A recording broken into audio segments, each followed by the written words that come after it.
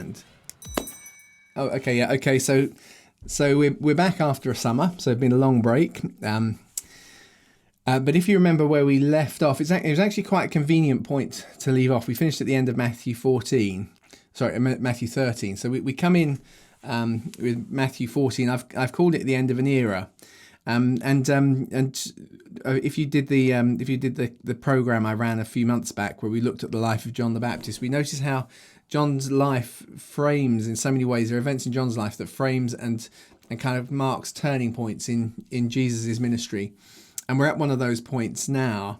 And it's interesting as you put the story together, because we're so used to kind of instant news, but it wouldn't have been that way. So realistically, we're going to revisit some things that have happened a little bit before in Matthew. And when you see it in those ways, you actually see the transition. It's not necessarily that Jesus was conscious of it, because we read in this text of how the news comes to Jesus. But in terms of the kind of the timing of the events, it's likely that John's execution, which we're going to be thinking of, probably happens at the same time that Jesus is just commissioning. So John is executed, and then Jesus sends out the 12. We have then that series which we've had in the Gospels, and now we've got to a point, and the Gospels are now looking back to these events. So if we read through the text, so at that time, so this is now at that time, which presumably what we've been looking at, although the last things we were looking at was John 13, we had a load of testimonies of the kingdom, but just before that, from chapter 10 of Matthew onwards, Jesus has been sending out the 12. And as John sends out the 12, ancient kings have spies in most of their significant towns, people who are just there to watch what's going on, hear the news, create reports and send them back. But as I say, that's not an instant process. So it seems to be following this period where Jesus has now commissioned and sent out the 12. So at that time, Herod hears news about Jesus. And he's hearing news about what Jesus and the massive crowds, which that's been the first phase. There's been these massive crowds. And now, not only that, but now Jesus is sending out 12 more. And these people seem to be doing the things that Jesus did. So you were hearing, it must have felt, if you like, from the point of view of Herod, getting stories back, that somehow Jesus is popping up over here, popping up over there, and probably even the distinction, is it a disciple or is it Jesus? You're getting news coming from all over the place of multiple people, including Jesus, who are doing miracles.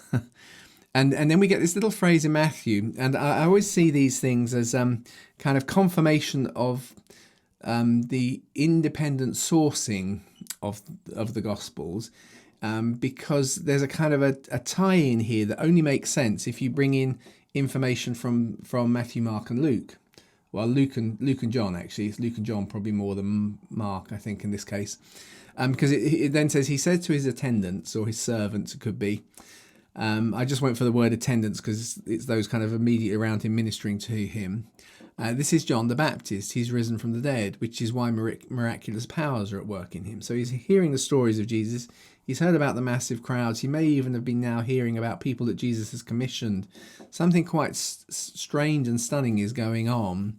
And in Herod's mind, this must be something to do with the death of John the Baptist, which we're only now going to be hearing about. What was I going to say? That's right. So what I was saying about that, about how we draw in information from the other Gospels, we don't get any reference in Matthew's Gospel about anybody who would be a close attendant to Herod Antipas. So this is Herod. And you notice there, Matthew actually refers to him as Herod the Tetrarch. So he's not King Herod. Now, about this period, about this time, it's not about this time, but about not the time in Jesus' ministry, about the time that Matthew's Gospel is being written. So if you remember, so this will be, these events are probably around 31 AD. Matthew's Gospel is being written from about 33 to 40 AD. Is the way I put it together, if you've done those programs. So in this period, actually the issue of Herod being just a tetrarch rather than being a king is actually kind of quite politically sensitive. So it's kind of interesting. I just think that Matthew probably writing in this period, because down in the south, after Jesus' death, in the Herod Agrippa gets made. He takes it. So Pilate is removed eventually from office about 36. Just try and remember if I get the dates all right. I didn't really think to look them up before doing this. And then Herod Agrippa is installed now, and he's called King of Judea. And Herod wanted to petition the Senate to allow himself to be called king. But he had it turned down, and partly because of some of his political failures. And these political failures of Herod the Tetrarch probably play into the text we're reading about today. I'll do that when we get there. But so Matthew, writing at a time when Herod the Tetrarch is still alive, probably hasn't drawn attention to the fact that there are people within his close inner circle who are actually followers of Jesus. So it just says here, he said to his attendants, but we read in John's Gospel about a royal official, and the phrase that's used means very, very senior. So normally understood as being, in terms of it as a title, is often being used for the person who's in charge of finance, kind of the finance minister. So this royal official that Jesus heals his son, if you remember. And so he instead of going to Capernaum, he's in Cana at the time, and he speaks the word, and the son is healed. And then we read about a woman who's married to Herod's steward, i.e. probably the royal official, a guy called Chusa, and the woman's name is Joanna, and how she follows Jesus, you see. And that kind of makes sense because we read about her in Luke. So we read about a royal official in John. We read about the wife of a royal official, Joanna, who's married to a guy called Chusa. There's something that's happened with their son, it seems, as you put the accounts together. And what we're suddenly getting from Matthew, although he doesn't intend it this way, is we're getting a piece of information that tells us how come he knows the things he knows. How did this story come out? Those of you who kind of followed more of what I've done, Joanna, who is referred to, Junias, or Junia, who's referred to in Paul's letters, is probably Joanna. They're spelt exactly the same, apart from one small letter in the Greek. And she's in Rome at the time, and he talks about her being before him in Christ. And Joanna, of course, is sent as an apostle from the resurrection. The women who are there at the resurrection are often referred to as the first apostles of the resurrection, you see. So the first one is Mary Magdalene, but Joanna is there, and Paul actually refers to her as being of note among the apostles and of being before him in that sense. So she's a character, and this is a family that have probably got real history with the early church. And so here we read about Herod. He's tetrarch. Matthew's using a term which is a little bit political during the mid-30s to early 40s, because he's not king like his brother, and said to his attendant, which probably include Chusa, and this is John the Baptist who's risen from the dead, which is why the miraculous powers are at work in him. So now we get a kind of a look back to explain what's happened. And again, this again I find is interesting, and we touched on these verses just a couple of chapters ago, but it was a long time ago now, when Jesus says of John, when we hear about him being arrested, that he talks about how sorry, just as I said that, I realized I probably said something misleading about timings at the beginning, because I think this phrase, when Jesus says of John, since the days of John the Baptist, was after he sent out the 12. So he sent out the 12, but then the arrest has happened. But yeah, okay, let's not get confusing. So Herod had arrested John, bound him, and put him in prison because of Herodias, his brother Philip's wife. And this is a big political kind of scandal in its moment, in its day. It's actually part of the reason, the kind of the arguments that this has caused, that actually lead to the rejection of Herod Antipas's request to be seen as a king, because he's kind of upset too many people. Because to marry Herodias, his brother's wife, it seems that they're quite okay about it, as Romans often were. It's kind of about alliances. But the wife he divorces in order to do so it's a little bit more complicated with.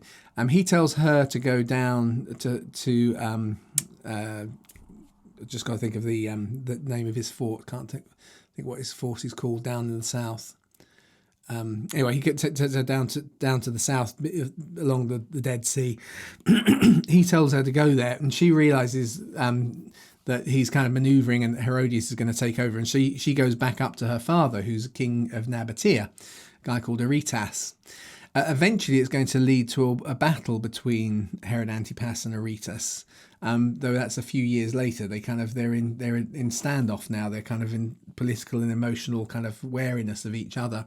So this big issue, John then the Baptist has thrown his hat in the ring and come out prophetically and got involved in the world of politics, which is probably why, if we go back a chapter or so, Jesus says of John that from the days of John the Baptist until now, the kingdom has come and with violence, and the violent take it by force. And there is a sense in which here is, whether it's John's mistake or whether it's something God called him to do, I'm not trying to say on that, but that actually Jesus' message was one that isn't looking to fix things through the political systems of the world, but through all of the Old Testament, the prophets kind of very often were involved in the world of politics, which tends to lead to violence. And even with John, his kind of final act is one of political involvement. So he speaks out, and he has huge popular following. He calls out and says this shouldn't have happened. You've got the Nabateans just across the Jordan, kind of looking to make battles. You've got all sorts of tensions going on between Herod Antipas and his brothers in this mix. And in this context, of course, John is therefore quite sensibly, from Herod Antipas's point of view, he's been arrested, because John kept saying to him, "It's not lawful for you to have her." The sense there is continuous. The Greek verb to have to say. So sometimes you'll see in English it just said he'd said, but it's kind of in that continuous sense. So I put he kept saying. For John kept saying to him, "It's not lawful you to have her." So John, in his ministry, as he's baptizing, is often preaching against the problems. We've got to raise up, make a straight path for the Lord. And look at this, even our king, or our tetrarch, I should say, the guy up in the north, Herod Antipas, he's taken his brother's wife. He should never have done that, and so on. And as he keeps on saying that, he's got himself arrested. And obviously Herod, as we read here, wants to kill John. But equally, he fears the crowds because they count him as a prophet. Now, we read a little bit more in Mark's gospel, because often Mark gives us some of the details. So we read there, though, about how Herodias, his wife, still goes on resenting John. So he throws in an extra little comment. So we read how Herod has arrested him. He would like to be able to kill him. He also fears the multitudes, and they count him as a prophet. He thinks maybe he is. We pick some of this up, of course, when Jesus is brought before him. He has a kind of a God-fearingness, but not in a good way. he is conscious, probably because of his Jewish upbringing and the role that he would have had, trying to adhere to the law, this kind of sense of God's being in control and God having standards and so on. And so he wants to understand that, but he's also fearful of it, but not in a way that actually shapes his behaviour in a good way. So we go on. Now Herod's birthday was celebrated. The word celebrated there is just the word kept. They kept keeping his birthday, or no, he came. That's right. Herod's birthday came, but the idea is it's like a big arrival. So I've gone for celebrated. Herod's birthday came, or was celebrated. The daughter of Herodias danced for them and pleased Herod. So it's in that sense of the wider group of folks. We read that more explicitly again in Mark's gospel, that they're reclining at the table and she's dancing there, so they're all watching. So in that sense, it's a kind of a public performance. To the point, so she's dancing and it's pleasing him to the point that he professed. So the Greek is this idea of blurting it out. It's often translated as promise because it goes here with an oath, but it could just be a confession or a profession. So she's dancing away. He's enjoying the dance. They're probably overdrunk. He shouts out, "I'll give you anything, up to whatever you ask, up to half my kingdom," is the kind of the feeling. And now we get this little kind of incident that, of course, we all know where this is going, because I know everyone who's here today have probably read this lots of times. But and prompted by her mother. But there's quite a lot of immediacy in the words that Matthew's using. So it's not spread out over a long time. It really does seem to be captured in the moment. She dances. They're all a bit drunk.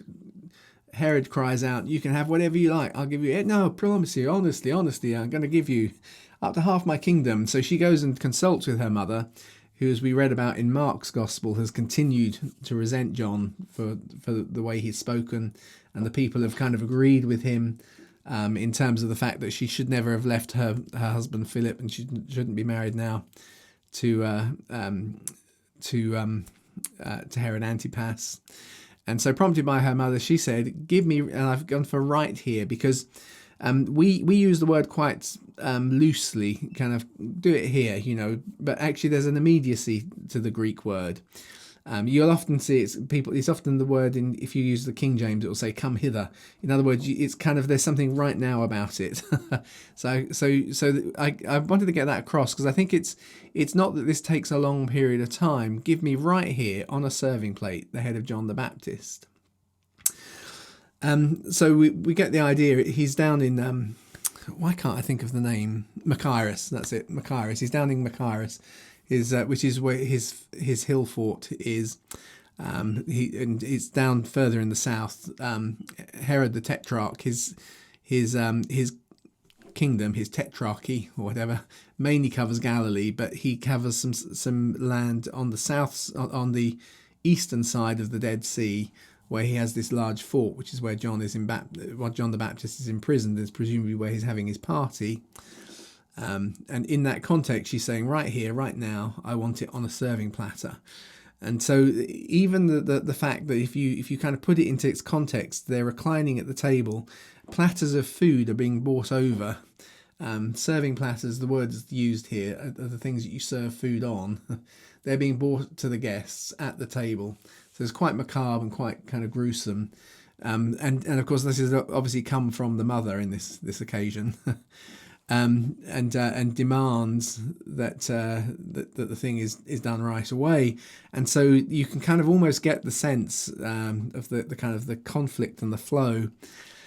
Then as Herod, now the king was grieved. So this time he's referred to as king, because he kind of is, but the tetrarch at the top is more correct in terms of what he should be.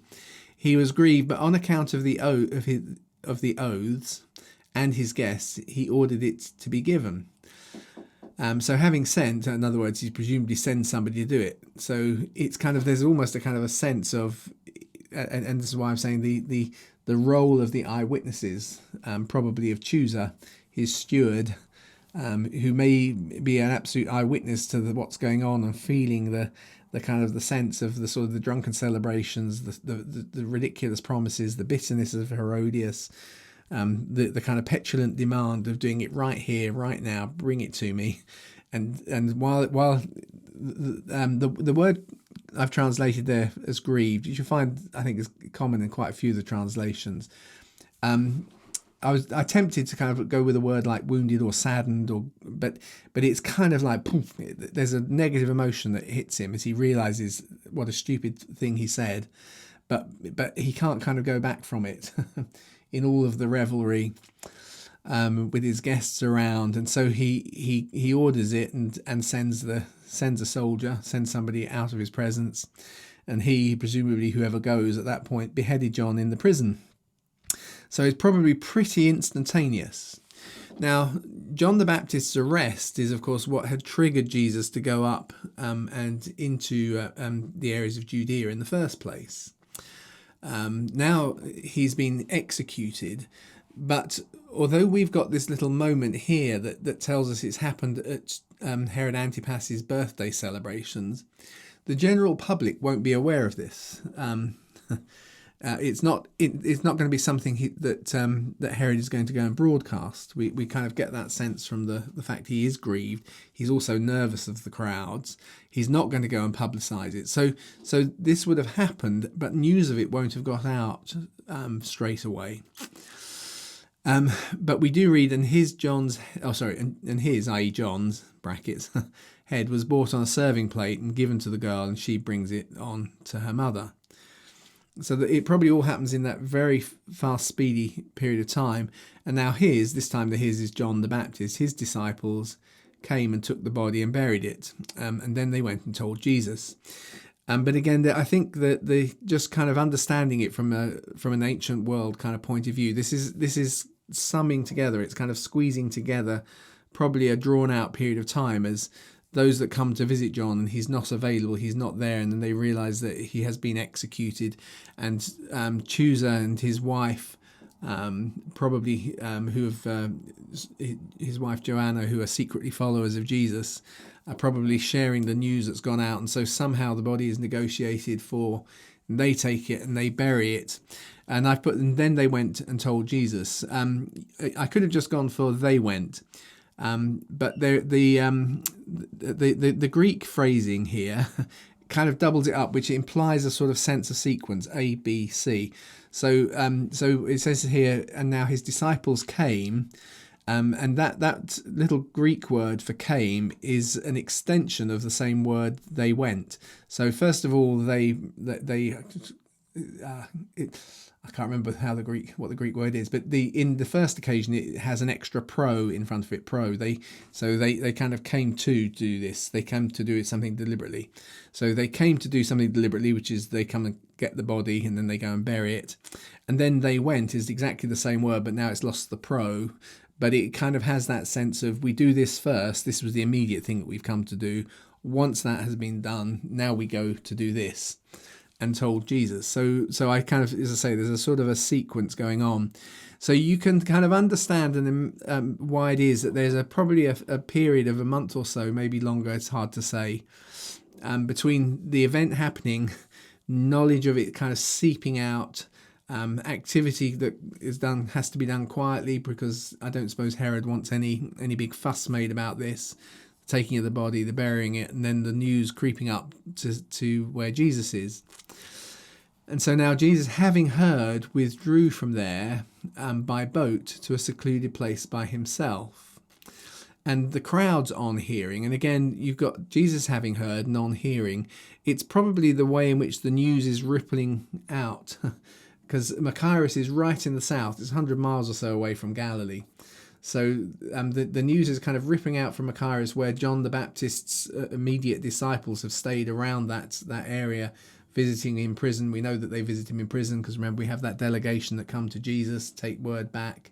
So they're probably based around there. The news is gradually spreading its way up northwards and up to Galilee. As it gets there, Jesus hears. But at the same time, the crowd's on hearing. What have they heard? Well, they've heard that Jesus is responding, but they're probably also hearing what it is he's responding to. So they're hearing about and having confirmation of John's execution at the same time. So they followed on foot from the town. So you kind of get that picture as the news is there. It's probably almost instantly rippling through the same areas that as Jesus is hearing it. People are beginning to hear about what's happened with John.